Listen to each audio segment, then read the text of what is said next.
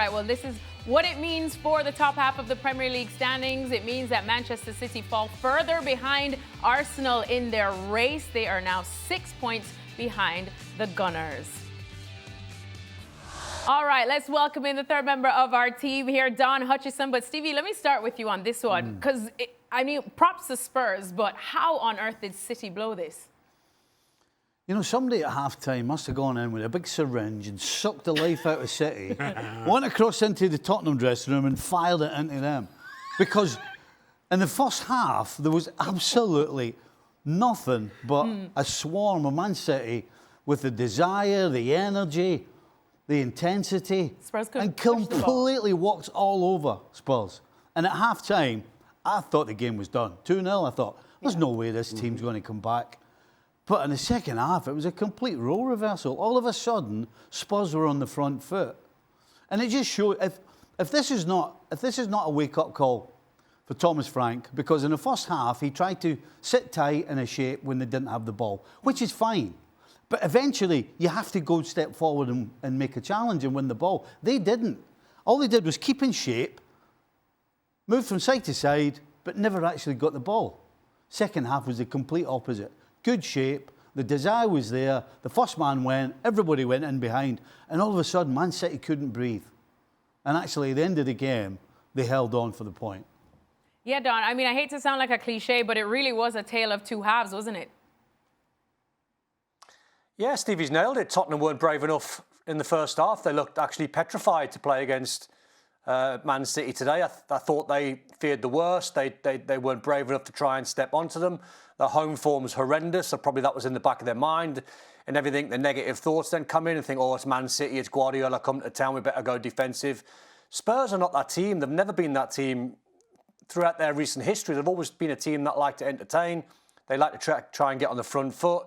It's easy to play when you're 2-0 down because the shackles can't come off, and you have to give them credit because, as Stevie said, they were dead and buried in the first half. I mean, I'm totally agree with Stevie where that first Dominic Solanke goal should have been chalked off, in my opinion, because he boots the back of Mark Guehi's calf. So I thought they were lucky on that one. But I would give Spurs a lot of credit for showing more bravery, showing more quality. Conor Gallagher was impressive second half. His energy was infectious, and the crowd and the players fed off that. As soon as they got the game back to 2-1, like many of the games this weekend, Spurs had a fighting chance. Shaka, how do you see it? Listen, I guess we have to give Spurs credit for their second half performance and get themselves back in the game. But I thought the bigger story is Man City and their implosion.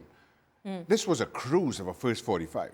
I mean, when you think of Man City in the first half, you thought of big performances from Cherki, from Semenyo, from Rodri, Guehi, who's positioning again, outstanding.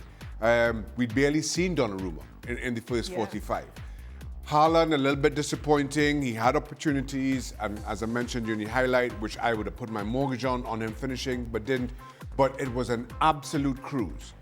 And then all of a sudden, the first goal scores, or Solanke scores his first goal, and I guess it's unanimous. That was a foul. I'm not sure why VAR spent as much time as they do looking for offside. It was a foul. I cannot explain that, and nor will I try to start. But from then, it felt like City were about to implode. And I said as much watching the second half, that what are the chances that Spurs get themselves back in this game? And then as the second half went on, truth be told, while Donnarumma conceded 2, he was easily City's best player in the second 45. I cannot think of anybody else, for all the praise that I just put on the other names that I just called, I cannot think of a single incident in the second half that any Manchester City player covered themselves in any kind of glory. And that speaks to a soft underside to this Manchester City. Psychologically, you see what Arsenal do yesterday to Leeds. And this is your response against a team as poor as Spurs are. I am far more critical of Manchester City than I am of Spurs. Great for Spurs. Let's see what they do in response going forward. If they build on this, I will put my hands up and say I got that wrong. But as of right now, I'm still unconvinced by them, at least. I think we need to give Xavi Simmons a little bit of love. You know, About time. I think we've given him enough stick on this show, and I know I have, that he hasn't produced anything. But today, you know, he didn't score, and you know, he didn't play a worldy pass, but his tenacity and his energy, and just everything that he was trying to do, in my opinion, was a big part of the reason why, particularly in the second half, Spurs went on the front foot. Because every single time he got the ball, he wanted to do something. He wanted to go forward. He was looking for a pass. So I think today, if you're a Spurs fan, hopefully you've seen what he can bring. And if he can consistently bring what he did today in the coming weeks, then Tottenham will be on the rise. The other part of that is he's the only player from Spurs who was looking to get on the ball. Yeah. And I'll be honest, as that second half developed, I was amazed at exactly how much of Spurs play went through Javi Simmons. Whether it was on the left or the right, he got himself in position. Nobody else in the White Spurs seemed to go looking for the ball. Weren't looking for the ball, regardless. Javi Simmons is the only one who did it and did it wonderfully well in that second half. Well, Don, I want to throw the chat back to Manchester City, but specifically about Erling Haaland, because we talk about that chance that we saw. Xhaka said he would be willing to put his mortgage that he would have absolutely scored it. But if we look at the stats right now, he's got 1 shot on goal in his last 6 games, which is not the Erling Haaland that entertained us in the early half of the season. So, alarm bells?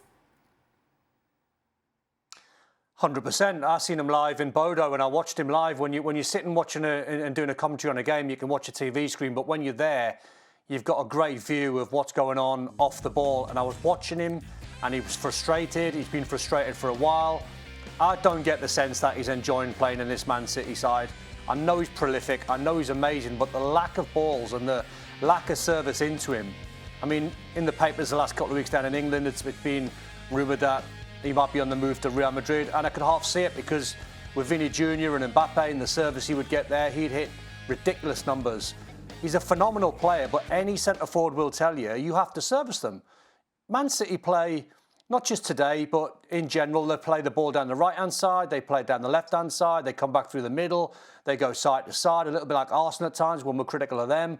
At no point do they really bang any balls into Erling Haaland's feet or play balls down the side. When he first came into the country, I remember a game, I don't know if it was debut or his first couple of games when they played West Ham away, and he scored a hat-trick, and it was all little cute balls down the side, using his pace and using the running ability that he's got. He's great in the air, so why wouldn't you put more crosses in? That's a mystery.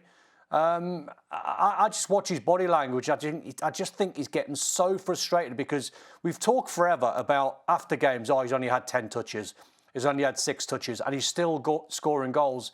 At some point, I think if you have limited touches on the ball, it's going to have a knock-on effect in your final number. And I think that's what we're seeing. He's getting 1 chance a game.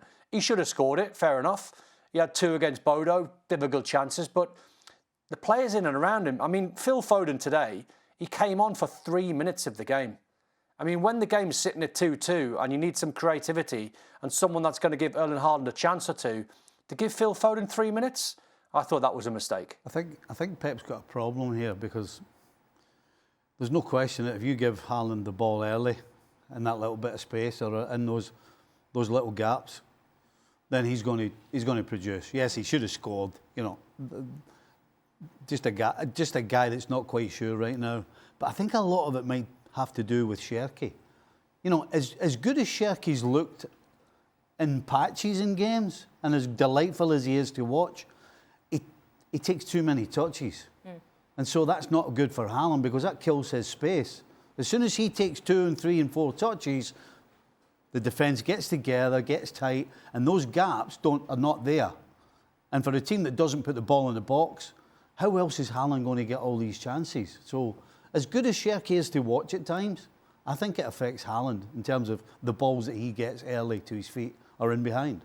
Well, you know, we can't have Don on the show without asking you, Don, for some percentages. So Manchester City now 6 points behind Arsenal. So percentage-wise, what are we feeling about their chances of being able to catch the Gunners? Oh, Alexis, we've had some fun with this, and it was 50-50 about 3 months ago. Then it went to about 60-40. The last one I give you was 70-30. I am like 90-10. Oh. I just, you can't trust this Man City side. You can't. I was working on the Arsenal game yesterday, and going away to Leeds, they beat them 4-0, and it was like, could have been 6, and they were like, clean sheet. They churn out clean sheets. I've never known, and Stevie might correct me, I've never known a team that's won the title that has 2 midfield players right back. Now, O'Reilly went to left back in the second half, and Nunes, who's a midfield player by trade, played at right back. So you've got 2 midfield players playing at full-backs. I've never known a team win the Premier League or any division out there in Europe where you've got 2 midfield players playing at full-backs. You can't trust them. They don't do clean sheets. So Arsenal now in a brilliant position. I would say 90-10, it's all theirs. 90-10 to Arsenal then. Shaka, is that how you're seeing it too? I'll say, first of all, I don't see anybody catching Arsenal. Not that I'm going to put Not it... even when Don thought it was 50-50. I'm not going to put it at 100%. I mean, quite clearly, there's a lot of football still to be played. So there's a chance that somehow City turn around the form that we've seen and kind of how, as I said, the soft underside that they've displayed. I would still say maybe 70-30 at best, 75-25 probably is about right in terms of the odds. But again, you see the inconsistency of City. You see the inconsistency of the chasing pack. You see what Arsenal do. And we may criticise Arsenal about set pieces and a lot of their play. But you don't see them regularly, let me say, dropping points to teams that they should be beating and beating convincingly, as you saw last week, as you saw yesterday, excuse me. And that's the difference right now. I think there's a lot more drop points in City's closing 14 games than there are in Arsenal's. And so as a result, I don't think Arsenal can. I don't think City can run Arsenal down. Stevie, what do you make of Don's percentages? 90-10, he has it now. Maybe a little harsh. Ooh, harsh on City. Yeah, 89-11. I was like, where are we going with this? Yeah, Arsenal's winning the league. Isn't it? I think what Shaka said absolutely is spot on. Man City are going to drop more points between now and the end of the season than Arsenal are. And Arsenal are 6 points clear.